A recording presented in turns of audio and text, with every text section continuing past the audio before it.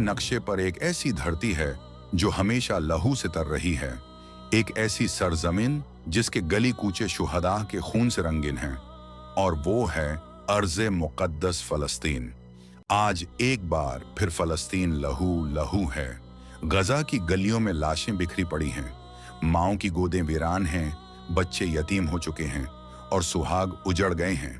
मगर हैरत अंगेज बात यह है कि तबाह हाल, बेघर और लाचार फ़लस्तीनी आज भी ताकत के नशे में डूबे यहूदियों के खिलाफ एक ऐसी सीसा पिलाई दीवार बने खड़े हैं जिसे तोड़ना नामुमकिन है।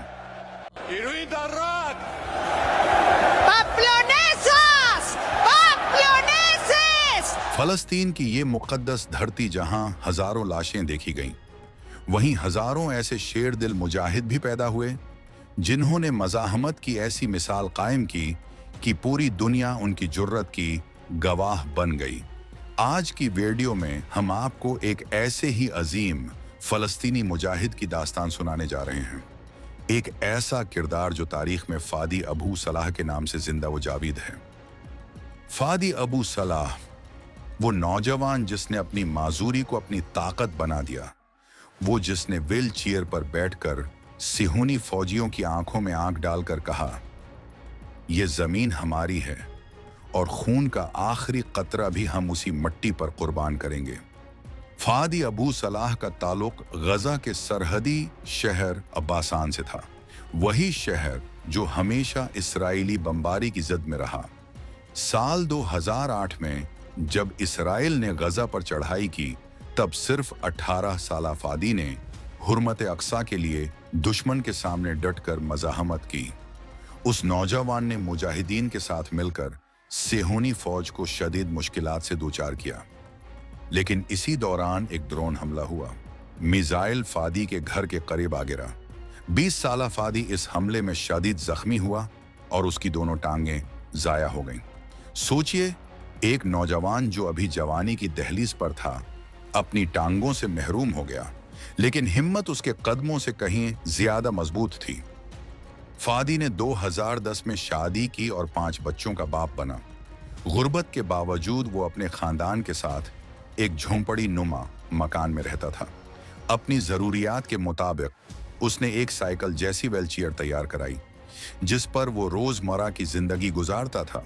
लेकिन ये व्हीलचेयर सिर्फ उसकी ज़रूरत नहीं थी, बल्कि ये उसकी बगावत का हथियार थी। जब 2018 में इसराइल ने बैतुल मुक़द्दस को अपना दारुल हुकूमत करार दिया और डोनाल्ड ट्रंप ने अमरीकी सिफारत खाना यरूशलेम मुंतक़ल करने की मंजूरी दी, तो हज़ारों फ़लस्तीनी सरहदों पर निकल आए।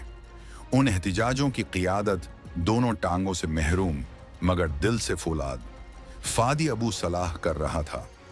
वो व्हील चेयर पर बैठकर हर मुजाहिरे की क़ियादत करता, हाथ में एक ख़ास गुलेल होती और वो सिहोनी फौज पर पत्थर बरसाता।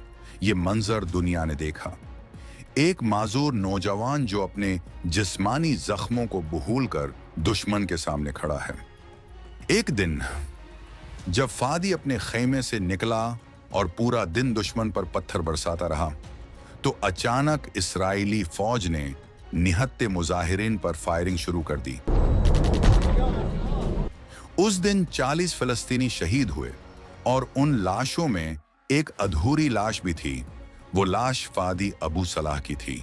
गोली उसके सीने को चीर गई और ये अजीम मुजाहिद अपनी जान अल्लाह के हवाले कर गया। फ़लस्तीन की आज़ादी की जिदोजहद जब भी लिखी जाएगी तो फ़ादी अबू सलाह का नाम सुनहरी हुरूफ से लिखा जाएगा। असल अपाहिज वो नहीं था जो दोनों टांगों से माजूर था।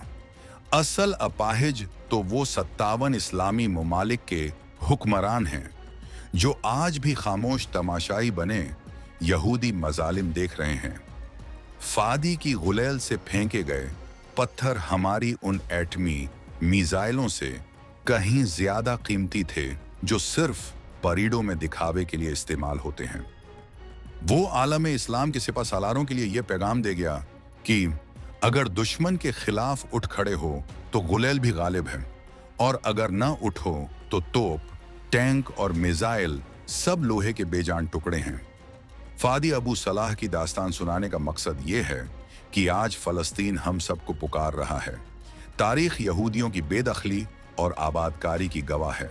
कभी रोम, कभी बाबिल, कभी अरबों और कभी उस्मानियों के ज़ेर नगेन ये कौम रही। हत्ता कि हिटलर के हाथों उन्होंने वो कत्लेआम देखा जिसकी याद आज भी उन्हें दहला देती है। फिर बरतानिया और यूरोप ने 1920 के बाद यहूदियों के लिए अलग वतन बनाने की साजिश रचाई। 1918 में फलस्तीन में मुसलमानों की आबादी 6 लाख थी, यहूदी सिर्फ 60,000 थे। मगर 1948 तक यहूदी 7 लाख तक पहुंचा दिए गए और फलस्तीन का हक गस्ब करके इसराइल के क़याम का ऐलान कर दिया गया। यरूशलम, जहां तीनों मज़ाहिब के मुक़द्दस मकामात हैं, उसे मुतनाज़ा बना दिया गया। उसके बाद अरब इसराइल जंगों ने पूरे खित्ते को हिलाकर रख दिया। फ़लस्तीनी नौजवानों ने अपनी जानें कुर्बान की और यासिर अरफ़ात जैसे लीडर पूरी मुस्लिम दुनिया के हीरो बन गए। अक़वाम मुत्तहिदा ने 1947 में 2 रियासती हल पेश किया, लेकिन उस जालमाना फैसले ने फ़लस्तीनियों के ज़ख्म और गहरे कर दिए।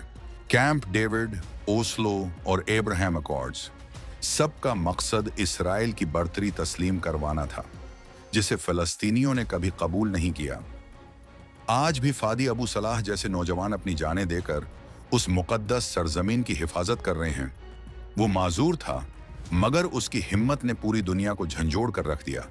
वो शहीद हुआ, मगर पैगाम दे गया कि आज़ादी खून मांगती है और कुर्बानियाँ तारीख रकम करती हैं। मिलते हैं बहुत जल्द एक नई वीडियो में एक और सुनहरी हकीकत के साथ। अल्लाह रब्बुल इज़्ज़त आपका हामी और नासिर हो।